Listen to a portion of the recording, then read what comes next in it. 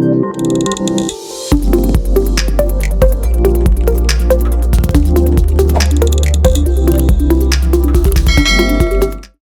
just about every single business YouTube channel has sounded the alarm on how AI is gonna uproot everything and how we're all basically fucked and they are all wrong. Well, kind of. So there's three core components that you really need to understand in order to not be left behind when it comes to AI. Firstly, there's the AI revolution. Second, we need to discuss how it's actually gonna affect the real world. And thirdly, you need to understand how to actually make money with AI. Now, here's the thing. If we look back through history, every single turning point has improved on what was already there. I mean, the plow, for example, it simply made farming easier. It didn't uproot the principles of farming itself or the printing press. It made information more easily accessible. And the effects of that were huge, but it didn't change the information itself. I mean, even the internet, fundamentally, the internet simply allowed brick-and-mortar businesses to expand to anyone with an internet connection. But how is AI different? Because it is. You see, for the first time in history, AI has productized something that is usually unique to humans, and that's skill. But one thing most people don't actually quite understand is that AI has been around for many years. It's just we're starting to hear about it now. Or to be more accurate, we've really been starting to hear about it since the 30th of November 2022. And that's because with tools like ChatGPT, access to AI has now been democratized. And that's a really big change. Because now, anyone can use AI to their advantage, edge, or their detriment, depending on their skill level and whether they know how to navigate and how to use it. Now, ChatGPT can basically do just about any task, and that's already very impressive. But what you really need to keep in mind here is AI's rate of advancement. You see, in tech, there's a law known as Moore's Law. And this law states that the number of transistors on a microchip will double every 2 years. Or put simply, computer power grows exponentially. Now, if you pair tech's exponential rate of growth along with AI models that are able to learn by themselves, well, then the opportunities are really limitless. But, as it currently stands, ChatGPT's biggest limit isn't actually the technology or the learning models itself. It's our ability to ask it questions. In other words, at the moment, we're pretty much the biggest bottleneck. Now, one other very big question, especially depending on how conspiratorial you want to get, is how AI is actually going to be governed. Because, listen, there's no doubt that AI presents tremendous opportunities as well as tremendous challenges. I mean, some of the world's most prominent leaders have long warned of the dangers of AI. And the CEO of ChatGPT's, OpenAI, even said himself some robots will kill some humans. So now that you have a little bit of understanding for those that maybe didn't understand what this is or what it came from, now let's talk about real-world application. And it's really important to separate the short-term effects with the long-term effects because, listen, matter of fact is we don't know where AI is going to be in 10 years. Maybe it kills humans, maybe it doesn't. So rather than speculating, which I personally never like to do with technology, because some people have a vision that by 2035 we're all going to be in flying cars and there's going to be chips plant in all our brains and stuff like that. I just think these things are too hard to predict. So instead, I prefer to analyze the short-term future. So to that point, will everything crash and burn? No. But will some people be replaced? Absolutely. And are there things you can do in order to make sure that you do not get replaced or become obsolete? 100%? Because, quite frankly, if you know how to use AI in the right way, you actually have an opportunity to make yourself more valuable than ever before. And I'm going to share that with you in just a few moments. But we do need to pose a question. Who will be replaced by AI? Now, it's funny, because a few years ago, everyone thought that once robots, or AI went mainstream, physical labor would be the first on the chopping block. Then, once they were replaced, AI would then come for sort of the more white-collar jobs, and then eventually, at some point, would take over the creative industry. Now, as it turns out, it seems as though that order has actually been flipped on its head. I mean, what previously seemed inconceivable is now happening in real time. AI is actually beating humans at what was thought to be most human creativity. And in fact, just a few months ago, we saw an AI win a fine arts competition against other humans. And there are a ton of AI companies sprouting up all over the place trying to emulate the works of doctors and lawyers. And eventually, once again, we don't know how long it'll take, but eventually, you'll probably succeed. Think about it for a second. Would you be more prone to trust an AI doctor that's analyzed millions of cases, patient records, and has access to all medical literature? Or just some guy who graduated med school before you were even born and when things in the medical industry was very, very different to what it is today? So if AI is able to diagnose all of our ailments, it will also be able to find out what makes us tick. I mean, most people are already addicted to a simple algorithm on TikTok. Now imagine when AI is able to tailor everything you see to you, not just for you, but specific, made to your liking. I mean, theoretically, AI could create the perfect show for you. It could create the perfect ad. It could create the perfect game.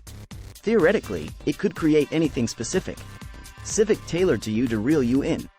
Now, what does this mean for the rest of the workforce? I am not going to sugarcoat things. A lot of people will be let go and a lot of people will be replaced. But quite frankly, this is going to happen anyway. I mean, just look around you. Look at the mass layoffs, especially in tech companies, when a guy like Elon walks in one day into headquarters and realizes half of you guys don't do anything. So this trimming of the fat was going to happen regardless. But AI has sped things up and has made even more people's position obsolete or unnecessary. Now, whether you're an employee or an entrepreneur, what's going to separate those that get fucked and those that don't is really your speed of adaptation. You saw a very similar thing happen between 2005 and 2010 when it came to people's speed of adaptation to the internet and social media. Now, tons of jobs will simply be made redundant. Now, you can either sit back and watch AI take over your job or you can use AI to make yourself more valuable. Now, what do I actually mean by that? You see, with AI, you have all the knowledge and baseline of skill in the palm of your hand and in the same way AI can take your job, you can also use it to make yourself better at your job. So, with all of that being said, one question still remains, which is how can you use AI to take advantage and make more money? You see, whenever an opportunity vanishes because of a technological advancement, another opportunity emerges. But they don't last forever. Which is why you need to capitalize on the opportunities while they persist. Now, when we're talking about implement AI into your business, what we're really talking about here is leverage. You see, leverage is the ability to increase your output without straining your own required input. So what's really insane about AI is that it's essentially a nearly free way of getting unlimited leverage.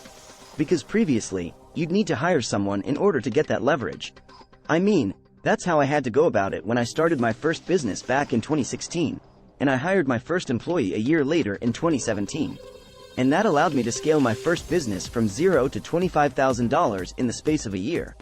By using leverage? By using other people. But the crazy thing is, now anyone has that leverage. So let me actually show you 3 ways you can use AI to make more money. Now the first one is agency. You see, if you run an agency, it's obvious that AI will be able to help you with all sorts of forms of communication. So let's say for example, you spend 2 hours a day writing emails. Well, with AI, they can be written for you and you really just need to validate them. And just like that, you spend a fraction of your time on emails. And over the space of months, this can be dozens of hours saved. And this is hours that you can spend working on your business rather than in your business. And that's really just the most surface level use of AI. The key here really is that AI allows you to work on your business, which is something that you only had the luxury of doing before if you had employees. So let's dig a little deeper here. Let's say for example, you run a paid traffic agency. You can now use tools like Jasper to write all of your ad copy. And all you need to do is test and validate. And the use of AI extends way beyond just writing tasks. There are now softwares that can generate product photos for you as well as any other images you need. And this streamlines the entire process. I mean something that previously needed a whole team of people and many days of work can now be done in just simply a few hours. And sure, you could say, oh, how sad is it that now these people are out of work? Well, these people will never be fully out of work because there always needs to be that final human sign-off, that final human touch to it. And in the same light, these people can now pivot, adjust and start looking at other domains. And just like companies will use AI to cut costs, you can also use AI in your own business to do more. And this brings us on to our next point, which is content creation. If you are a content creator or a copywriter, AI essentially gives you access to unlimited number of ideas. No more creative blocks. You have everything you need to start the process. I mean, if you are a writer, you can use AI to kinda build out the skeleton and the framework, and then you can simply fill in the blanks. And that means if you could only handle, let's say 10 clients before, now you can probably handle 20 clients because you are using the power of AI and helping you really get halfway there. No more ideation sessions. Pretty much just pick an idea and execute on it. I mean, you really have no excuse not to come up with something new. You are just merely bound by your ability to ask questions. I mean, if we really look back in history and analyze the greatest thinkers, what separated them from everyone else? It was really their ability to ask the right questions at the right time. And AI doesn't take that ability from anyone. All it does is help people get more interesting answers. And there are tons of AI softwares coming out that will affect all areas of content creation. Adobe just released their AI, which allows you to edit photos by typing directions. And it's only a matter of time before the same softwares will exist for video editing. And that means that pretty much anyone can edit photos in a way that previously only a handful of people could. And that's pretty much all because the skill has been productized. Now, you might be wondering, why doesn't everyone use these tools if it's so easy? Well, even though we have new access to information and a new skill, fundamentally humans are still the same. And that means we're just lazy. We're lazy, we're comfortable. And even though the internet wasn't enough, we now have this thing called AI that we can use to build businesses to make money. And we can use it in unison with us, with our ability. Most people just simply won't do it. They're too lazy. They're stuck in their ways. And that brings us onto our third way to make money with AI. And that's if you're a consultant or a coach. You see, if you're a consultant of any sort, AI can become your best friend. Even Microsoft. They just launched an AI that complements their suite of products called Copilot. Its workflow is a little something like this. Are you meeting with a client? Well, the AI will transcribe notes for you and even give you a summary of the key points and action items needed to make a presentation. Well, the AI will create PowerPoints based on the action points and can even tailor the presentation to your client's branding. Need to do an Excel analysis? Well, don't worry, the AI will do that for you too. All of these things are things that used to take a couple of hours, a couple of days to complete, and now you can do it in minutes. And the effect of that is almost incalculable. And this golden window of opportunity for you to use this before everyone else catches on. And the best part is tools like this will become more prevalent. Now you might be wondering, where does this leave you in the equation? That leaves you in a situation where the most important thing you need to do is foster relationships. And if you think about it, all of these big executives and all of these people, at the end of the day, fundamentally, that's what they do. The best business owners make a handful of strategic decisions and maintain and grow relationships. That means that it's time to capitalize on your uniquely human qualities and use the leverage that AI has afforded to you. Now, if you want to get a better understanding of what business model could be used the best with AI and with the way the business is being run in 2023, check out the first link in the description. It's one of my most popular videos, and I think it'll give you a little bit of direction on which way to take things in 2023. So I think you realize from this video that you have a golden opportunity in front of you, and it's your choice whether you want to seize it or whether you want to be decimated by it. That is your decision to make. But I remind you, we are in an incredible period in the world where literally anyone can use leverage, basically have employees in the form of AI for free, where the barrier to entry to start a business or even just a side gig or a side hustle is so low. And the only thing that's left in the equation is, how serious are you? Is this I want to do this, or I will do this? That's your decision to make. But as always, I'm rooting for you. And I'll be watching you from afar.